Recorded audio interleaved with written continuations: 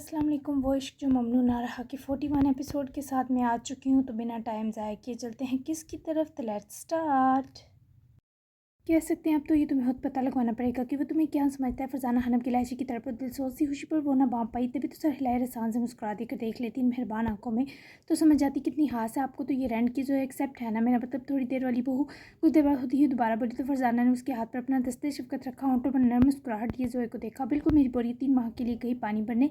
तुम इसे ना भी जान पाई लेकिन मेरी सहेली ज़रूर बन जाओगे। फिर तुम्हारे चले जाने के बावजूद हमारा रिश्ता यूं ही रहेगा। सच कहूँ तो तुम्हारा दिल बहुत प्यारा है जोए। किसी ने तस्हीर करने की कोशिश नहीं की, ना इस पर जमी गर्द हटाने का सोचा मैं करूँगी। ये तो मुझे वालदा या माँ कह सकती हो। अपनायत का एहसास होगा। ये खुद जोए ने पहली बार तस्हीर की इन लहजों में तो कोई और ही बोल रहा था, जो जोए के बेचैन दिल को सुकून बख्श रहा था। एहसास से तो पैदा होते ही महरूम हो गई थी, तभी उसके सीखने के लिए पहला मकतब मिला ही नहीं था। वो इन्हें माँ कहने पर घबराई क्योंकि डर था मुझे फिर चिल्लाएगा। माँ भी छीन ली, मुसलत भी होना चाहती है। अगर बलोच से नाराज़ हो गए आंटी तो। जोए के सादा मगर डरे सवाल पर भी इससे हंसी इस बार मुस्कुराहट महसूस होने का इशारा थी। बलोच सर, क्या तुमने वाकई से अपना उस्ताद मान लिया है? वो इतनी क्यूटनेस पर फिदा हुई। जोए भी जरा हिचकिचाई, धीमा सा मुस्काई। जो भी है मुझे कल इसी ने दिया, ऐसा ना हो आपको माँ कहूँ और वो मेरा हाथ पकड़ के घर से निकाल बाहर करे। मेरे पासपोर्ट भी नहीं, घर भी नहीं। वो भले उदास न थी पर उसके लहजे में हंसत टपकी। बेईमान होने का दुख कर लाया था। मेरे जीते जी वो तुम्हारा हाथ कभी घर से निकालने को तो नहीं पकड़ेगा, इसकी गारंटी देती हूँ। इत्मीनान को इतनी बड़ी बात कर गई कि जोएल वहाँ पर कुछ बोल ना सकी। थैंक यू सो मच माँ, आप सच में बहुत हम्बल काइंड लेडी हैं। उनकी मोहब्बत के जवाब पर दिलो जान से उनका हाथ दोनों हाथों से जकड़े ममनून हुई। फरजाना ने प्यार से उसकी गाल से लाई, चलो खाना खाओ फिर तुम्हें नमाज़ें अदा करना सिखाती हूँ। उसकी बड़ी खुशी बढ़ा चुकी थी क्योंकि इतने प्यार से वो इसे सिखा रही थी कि जो का दिल खुद चाहता वो नई नई चीज़ सीखे। उसके बावजूद दिल में मुहिब की नाराज़गी ने उदासी का डेरा डाल रखा था, न जाने क्यों। जबकि अपने कमरे में इस तराबी अंदाज में बिस्तर पर करवटें बदलता, बिखरे हुलिये और बेताब दिल वाला मुहिब पर दिल पर हावी बोझ पर घबरा कर उठ बैठा। पूरा जिस्म किसी कुरेदते एहसास ने जकड़ा था। ठंडे हल्की कूलिंग से भरे कमरे के बावजूद उसकी अपनी ज़ात का हफ्स उसकी रवां सांसें फुला रहा था। ये क्या हो रहा है मेरे साथ? मुहिब की दीवानगी, उसकी तरफ उसका मोहब्बत के लिए पहरों बेकरार रहना आज सफल हुआ। तला हासिली का नशा करने वालों को हासिली सुकून देना छोड़ देती है। कुछ ऐसी कैफियत मुहिब बलोच की थी जो फरजाना हनम की हमरा नमाज अदा करने में मशगूल थी और मुहिब बेकरारी मजीद न सहता उठा, कमरे की कुटन से निकल कर लान में चला गया। जो कुछ देर फरजाना के पास रही, फिर उन्होंने इस आराम को भेजा क्योंकि कल उनका एक टफ दिन था। अपने रूम में आई तो दिल सुकून से भरा महसूस हुआ। ना यहाँ पॉप्स की फिक्र थी, ना किसी का डर। अच्छा हाँ, फरजाम साया को बैंकॉक में जहान अच्छे से संभाल चुका था। साहिर तक पहुंचने का हर सबूत अपने कब्जे में लेकर वो इसे शांत कर चुका था। जोए ने दुपट्टा उतार कर बेड के सराहने रखा। उससे पहले लेटती प्यास के एहसास ने पानी की तलब जगाई, तभी दुपट्टा वापस गर्दन में लपेटे कमरे से निकली और किचन में गई। किचन का ग्लास विंडो से इसे लान में टहलता मुहिब नजर आया। क्या इसे नींद में चलने की आदत है? जोए ने पानी पिया और गिलास वापस रखे। वो बिलान की तरफ बढ़ी, वो जो उसके ख्यालात से भाग रहा था। सालम इस लड़की को लान में आते देखे जबरे बेचता इससे पहले भाग जाता। वो फौरी राह में आई।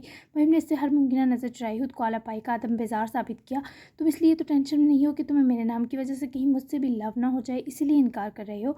जोए की सुई वहीं अटकी देखे मुहिब ने उसकी आंखों की गहराई जबरन नजर मिलाकर देख ली। मेरे रास्ते से हट जाओ। मुहिब का गुरेज सख्त किस्म का वहशियाना था। मैंने तो प्रॉमिस किया है ना, तुम्हें टच नहीं करूँगी, फिर क्यों नाराज़ हो? देखो तुम मुझे बस बड़ा समझते हो, शायद ठीक भी है क्योंकि मुझे हैंडसम और प्यारे लड़के अट्रैक्ट करते हैं, लेकिन मैं तुम्हारे मामले में वैसी नहीं बनूंगी जैसे सबके। अब तो मुझे कोई भी अट्रैक्ट नहीं कर रहा।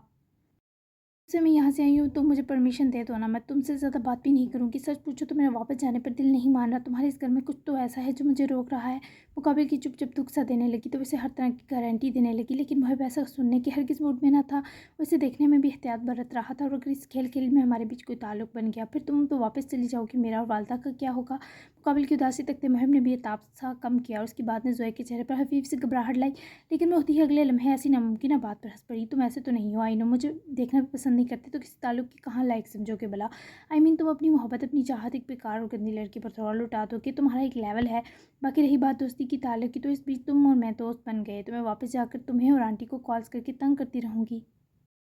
वो तो मेरी फ्रेंड बन भी गई। जोए के सफाक जुमले मुहिब के अंदर रही से ही इजहार की कुव्वत भी निकल गई। वो खुद को ऐसा कहकर मुहिब पर सख्त इम्तिहान बनी। तुम नहीं जानती मैं कैसा हूँ। जब पाला पड़ता है तभी इल्म होता है कि किसके अंदर कितना बड़ा जानवर कैद है। वो इसको डराने को जबरे बेनता ज़रा उसकी जानब झुकता कराया। वो कद में थोड़ी सी ही छोटी थी, बासानी आंखों में झांक लेती थी।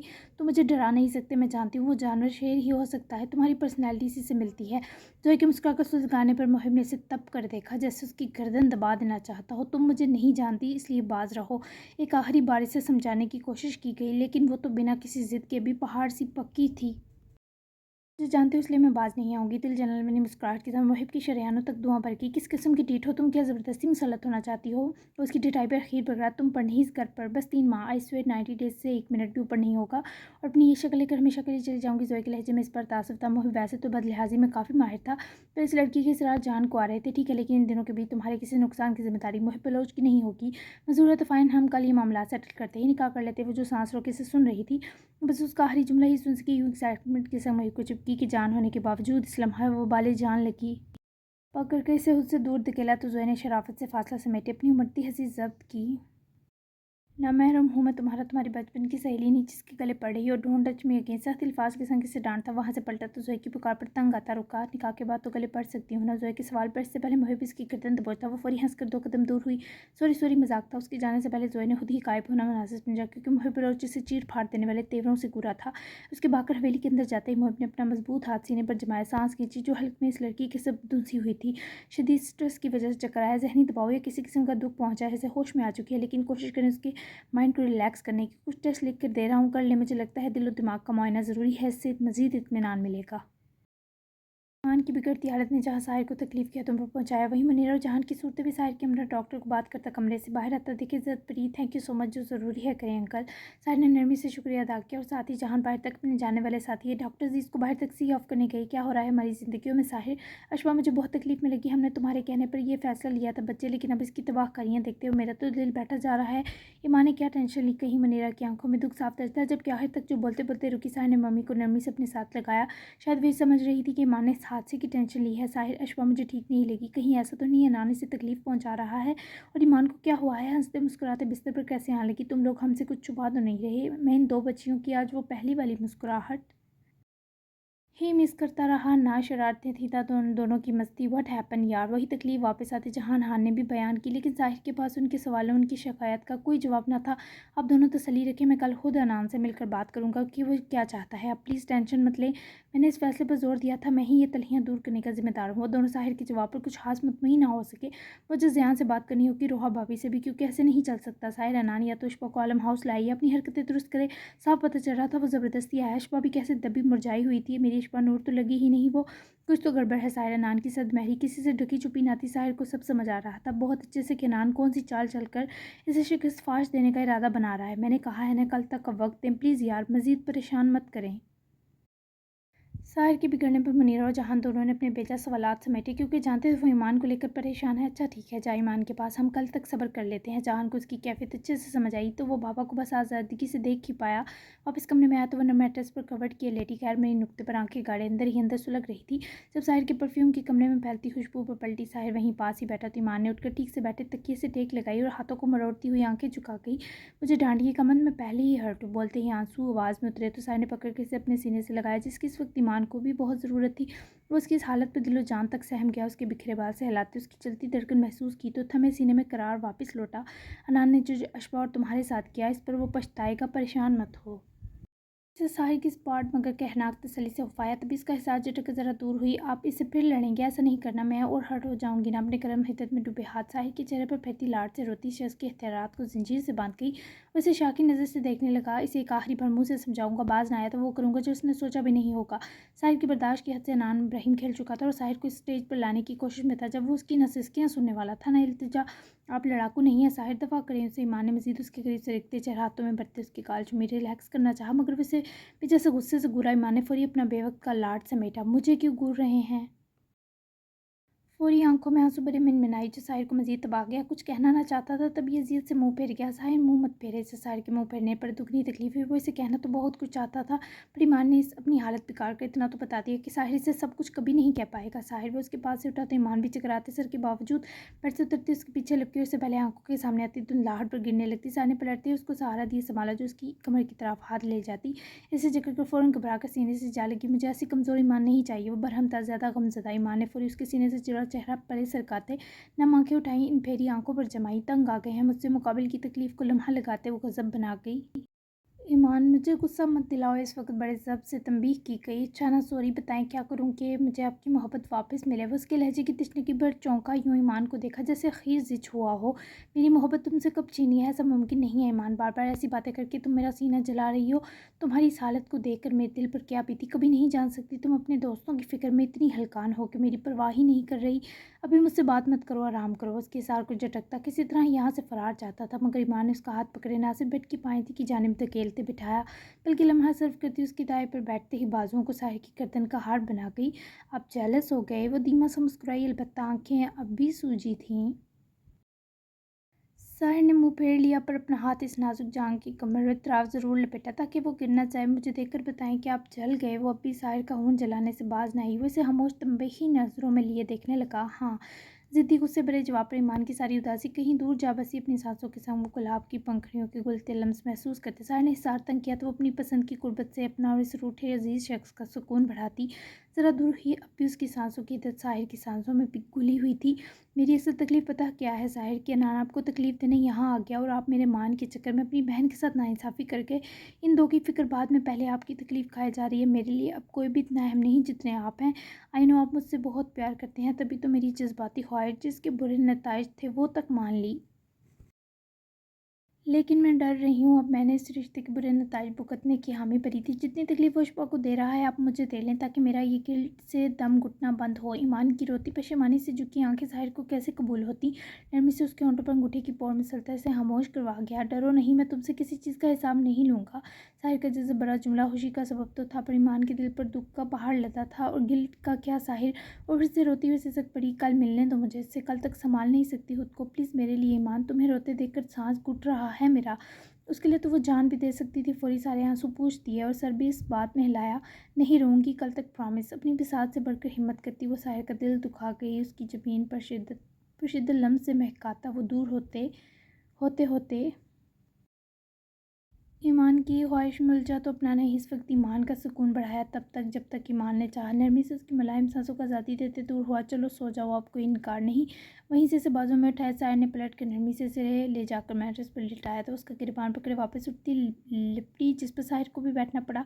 मुझे आपकी हार्ट बीट सुनते हुए सोना है साहिर, प्लीज़। वो जिद में मचली तो साहिर भी उसके पास ही बैठे लेटा। ईमान ने उसकी कित बाजू हाइल के अपना सर साहिर के सीने पर रखी, आंखें मिचली, लेकिन साहिर की आंखों से सुकून और नींद दोनों खत्म हो चुके थे। अशफा की तकलीफ़ के सबब वो आलम हाउस भी न जा सका। सीधा वापसी की राह पकड़ी। गाड़ी फार्म हाउस की पोर्च में रुकने की देर थी कि अशफा किसी तुंद बिफरी लहर की मानिंद दम घुटने पर गाड़ी से उतरी और दरवाज़ा पटक कर लान की तरफ दौड़ी। अनान पहले ही पूरा रास्ता उसकी चुप पर डिस्टर्ब था, मगर यूं अशफा का जाना सही मानों में दिल दहला गया। गाड़ी से निकले से लॉक किए वो अशफा के पीछे हिलान किस्म बढ़ा जो अपने किए पर फुर्सत से आंसू बहाती तात देने का पहले सरसद लांग गार्डन को देख रही थी। ईमान के साथ अपना सलूक, आंखों में बार बार आंसू भरता और फिर वो आंसू रुखसारों को भिगोने लगते। वो निरगड़ती नए इश्क को अश्क आंखों में मढ़ने लगते। कुछ देर तो स्याह में डूबे स्याह नसीब ने ये रोने जब्त करने और सब्र कर लेने का माजरा देखा, पर इसे लगा वो रो नहीं रही, उसकी आहिस्ता आहिस्ता जान जा रही है। अशफाक उसे कुछ फासले से पुकारता उसकी जानिब बढ़ा तो वो झटके से पलटकर अपनी उंगली उसकी तरफ लहरा गई। मेरे करीब आने की कोशिश भी मत कीजिएगा, वरना मैं आपका कोई नुकसान कर दूंगी। अकेला छोड़ दे जाए। उसकी सुर डोरों में डूबी आंखें नान इब्राहिम के दिल पर सूरत तीर चुभी, तभी तो अंजाम की परवाह की बिना वो उसके करीब चलाए। इन रोती आंखों ने रात को सोगवार कर दिया। तुमने मेरी उम्मीद से ज़्यादा कर दिया, मेरे लिए किया है ना, तो फिर हमारे बीच ये तल ही क्यों? उसको थामने की चाहती पर अशफा ने उसके हाथ बेदर्दी से परे झटके। मैंने जो भी किया अपने दिल के हाथों मजबूर होकर किया, आपके लिए नहीं। अभी जाएं यहाँ से प्लीज़। वो उसको खुद से परे धकेल कर पलटी। अनान ने ढीठ बने बाज न आते फिर से झकड़ा। इससे पहले वो अपना हाथ उसके जबड़े पर टिका पाता, अशफा ने बिना पलटे ही उसका हाथ पकड़ा और पूरी कुव्वत से उसकी हथेली पर दांत गाड़ने लगी। इतनी देर वो यह वहशी अमल करती रही जब तक उसका गुस्सा न उतरा, जबकि अनान उसकी इस मासूमाना हरकत पर दर्द के बावजूद इसे दूसरे हाथ से अपने सीने लगाए खड़ा मुस्कुरा दिया। अशफा ने उसका हाथ पकड़े दूर किया तो नान की पूरी हथेली जा बजा सुर निशानात से भर चुकी थी। लम्हा लगाते से होश में आने में और इस पर आंसू पहले से दुगनी शिद्दत से इन बुरी आंखों से बहे। इस लड़की को ये शख्स नीम पागल तो बना ही गया कि वो काट खाने लगी थी। चीखना भी हो चुका था। न जाने बेहुदी की कौन सी अगली मंजिल थी। तुम जुल्म भी बहुत प्यार से कर रही हो अशफा, इससे मुझ हाथी को क्या नुकसान होगा? नान के सीने से पूछ चुरी महसूस की उसकी गिरफ्त से आज़ादी को मछली, मगर इस पर वो जख्म कशीद हथेली भी अशफा के गिर जम गई। मुझे वहशी बनाने वाले आप ही, जितना आप मुझसे मेरे प्यारों का दिल दुखाएंगे उतना ही आपका भी हर्ट करूँगी। अब मुझे आपकी कोई ज़रूरत नहीं है, अब मुझे आपका अपने करीब होना भी नहीं चाहिए। छोड़े, मुझे आपका चुना हर्ट कर रहा है। उसके दोनों हाथ खोल कर उसके सीने पर दबाव डाले उसे उससे दूर धकेल कर पीछे जा खड़ी हुई, आंखों में गुस्सा नहीं ताप था। अनान ने मुस्कुरा कर से देखा, फिर अपनी सफ़ेद पुरकशिश हथेली पर फैली सुर्खी को। तुम्हें अपना ये हाथ सारी रात के लिए दे सकता हूँ, तुम यूँ पुरसुकून होती हो तो डू इट अगेन, लेकिन अगर मेरा कहा मान कर तुम मुझसे ही खफा हो जाओगी तो क्या फ़ायदा मेरा तुम्हें इस तकलीफ़ से गुजारने का। जाओ वापस चली जाओ घर, सबको बता दो मैंने तुम्हें मजबूर किया था और अपना वो सुकून पा लो जो मेरी वजह से छिन गया। मैं कुछ भी नहीं कहूँगा तुम्हें इशबा। उसका लहजा मध्यम आवाज़ पार, जबकि आंखें मेहरबान थी। इशबा ने लम्हा पर रोना रोके 2 कदम वापस उसकी तरफ बढ़ाए। उसकी नज़र अनान के कलेजे तक को नोचती महसूस हुई कि हर लम्हा ब्लैकमेल करेंगे, हर लम्हा। ठीक है, लानत भेजती हूँ इस वक्त को जब ये कहा कि प्यार करती हूँ। अल्लाह प्लीज़ मेरे दिल से ही प्यार निकाल ले, मैं मरना नहीं चाहती, मेरा दिल घुट रहा है। उसको देखती चीखने लगी, वहीं घुटनों के बल गिर जाती। अगर अनान बरवक्ती से ना संभालता, ऐसा मत करो, गारत हो जाएगी ये कोशिश। अनान ने से खड़ा करते हिज़न के संग मशवरा दिया, आप सच में नॉर्मल नहीं है। मुझे लगता था सब यूं ही कहते हैं कि अनान इब्राहिम पागल है।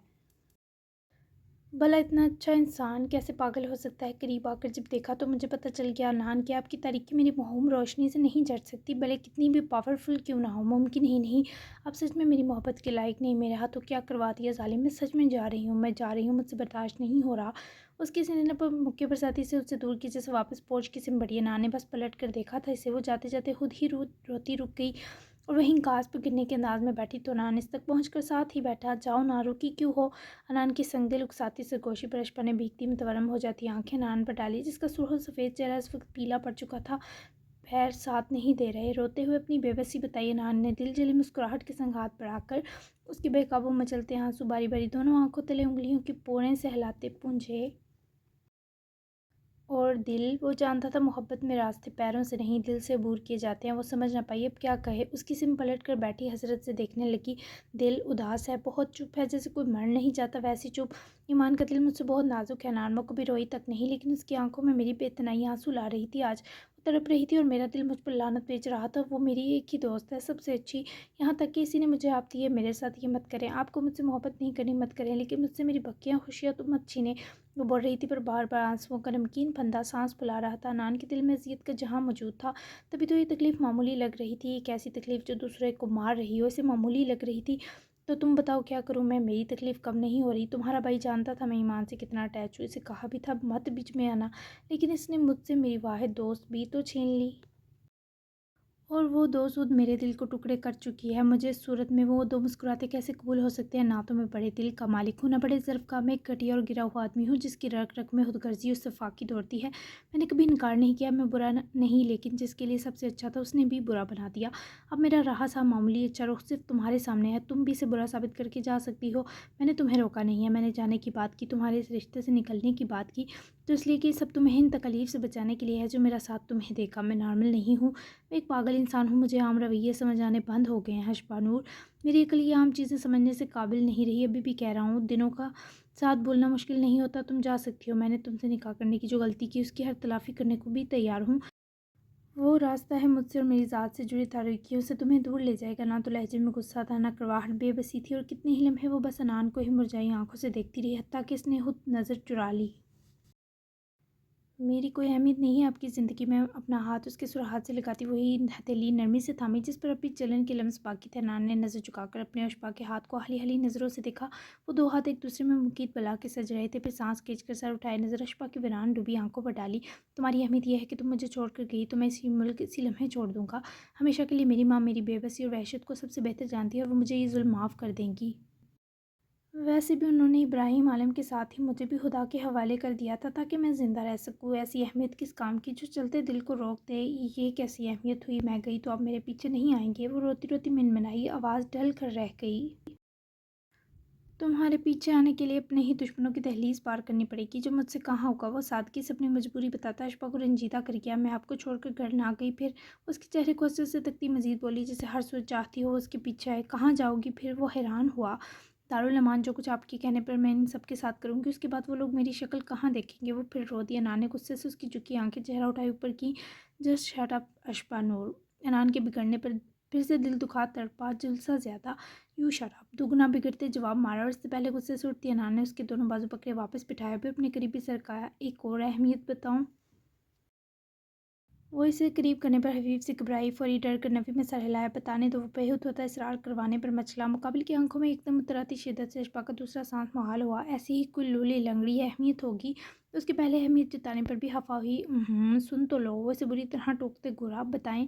डरते डरते हिम्मत जताई। तुम जब से मेरे पास आई हो मेरे अंदर हर किसी के छिन जाने का जो खौफ था वो ख़त्म हो गया है।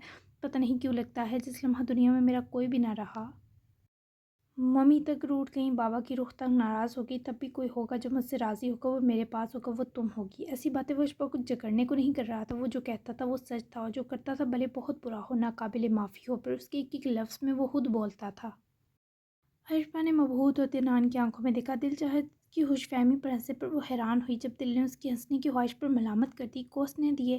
दूसरी धमकियाँ ख़त्म हुई तो इमोशनल ब्लैकमेल पर उतर आए। वो उसके वार से बचने के लिए सफाक बनने की कोशिश में चमकारी। बाखुदा सच कहा है। वो इस इल्ज़ाम पर जैसे तरफ उठा अशफा से मज़ीद सितम ना किया जा सका। उसका हाथ पकड़ कर जहाँ काटा वहीं प्यार से अपने होंठों को जड़ा। जाने इस लम्हे में सारी जलन कहाँ गई। वो खुद थम सा गया। सॉरी, बहुत बुरी तरह बाइट किया, लेकिन मुझे भी तंग मत करें अनान, अकेला रहना चाहती हूँ।